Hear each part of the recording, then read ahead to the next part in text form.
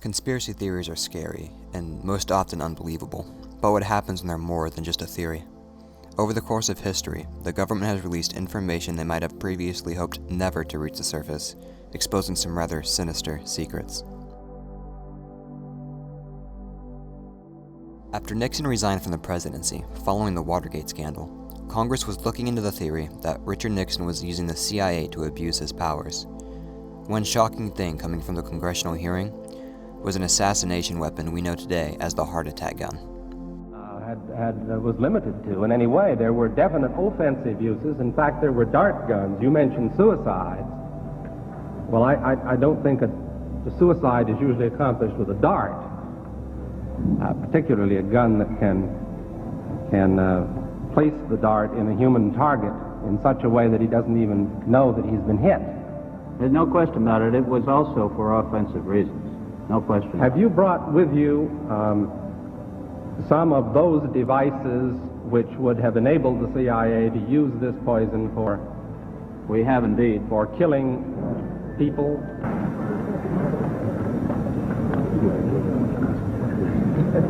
Don't point it at me. Does this pistol fire the dart? Yes, it does, Mr. Chairman. The round thing at the top is obviously the sight. The rest of it is what is practically a normal 45, although it's special. However, it works by electricity. There's a battery in the handle, and it fires a small dart. So that when it fires silently? Almost silently, yes. Very little. What range does it have? 100 meters. 100 meters, I believe, about 100 yards, 100 meters.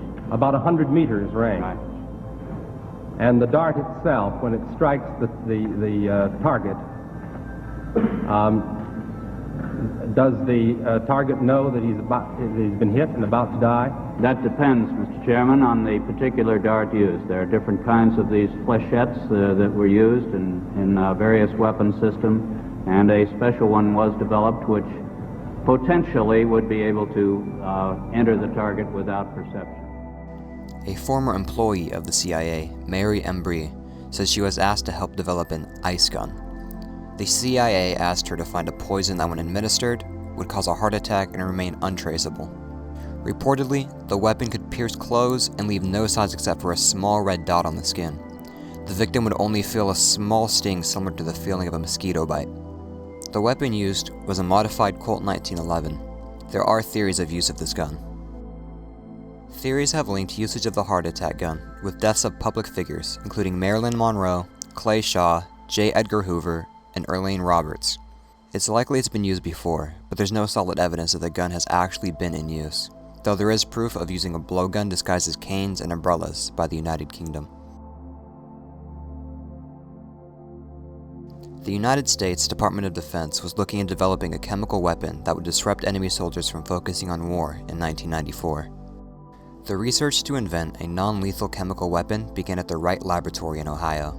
They put together a proposal 3 pages long describing the invention, ultimately costing $7.5 million. And the weapon they came up with was the gay bomb. They said the gay bomb would drop a cloud of chemicals on the enemy soldiers, making them irresistibly attracted to one another. The bomb was never put into motion, although it was put into discussion into the 2002 National Academy of Sciences, sparking ideas for other extremely unusual chemical weapons. This included a bomb that would drop chemicals on enemy soldiers, attracting swarms of angry wasps. One would cause severe and lasting halitosis, though I'm not sure what giving enemies bad breath would really do to affect their warfare.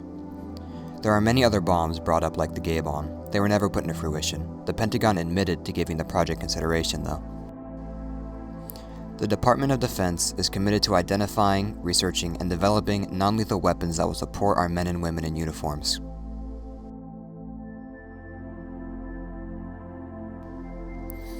Unofficially, the United States has already had its first female president.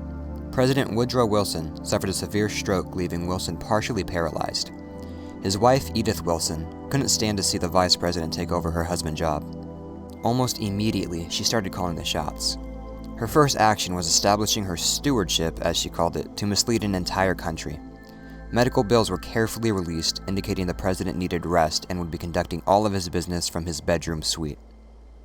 Edith would take papers the president had to review into his bedroom suite and tell the public that she was just reading them to him, when in actuality she was just reading the papers to herself. She was quoted as saying, "So began my stewardship. I studied every paper sent from different secretaries or senators, and tried to digest and present in tabloid form the things that, despite my vigilance, had to go to the president. I myself never made a single decision regarding the disposition of public affairs. The only decision that was mine was what was important and what was not, and the very important decision of when to present matters to my husband." All the way until her death, Edith never claims that she took complete role as president, although she did take an extreme majority of the role. In the 1960s, Operation Northwoods was proposed to give a reason for military involvement in Cuba. The plan was to commit false flag terrorist attacks on its own citizens. A collection of documents from the Kennedy presidency was released by the John F. Kennedy Assassination Records Review Board in 1997. A 1962 paper titled "Justification for Military Intervention in Cuba" was found among them. An aircraft at England Air Force Base would be painted and numbered as an exact duplicate for a silver-registered aircraft belonging to a CIA proprietary organization in the Miami area. At a designated time, the duplicate would be substituted for the actual civil aircraft and would be loaded with selected passengers, all boarding under carefully prepared aliases. The actual registered aircraft would be converted to a drone. From the rendezvous point, the passenger-carrying aircraft will descend to minimum altitude and go directly into auxiliary field at England Air Force Base, where the arrangements will have been made to evacuate all the passengers and return the aircraft to its original status. The drone aircraft will meanwhile continue to fly the filed flight plan. When over Cuba, the drone will begin transmitting a Mayday message, stating he is under attack by a Cuban MiG aircraft. The transmission will be interrupted by the destruction of the aircraft, which will be triggered by radio signal. This is just one of the many suggestions. Another one was to fake an attack on Guantanamo Bay Naval Base, and even conduct fake funerals for fake victims. The papers had to be approved by the top executives in the Pentagon to even be brought to the president's desk. John F. Kennedy immediately said no to the plan.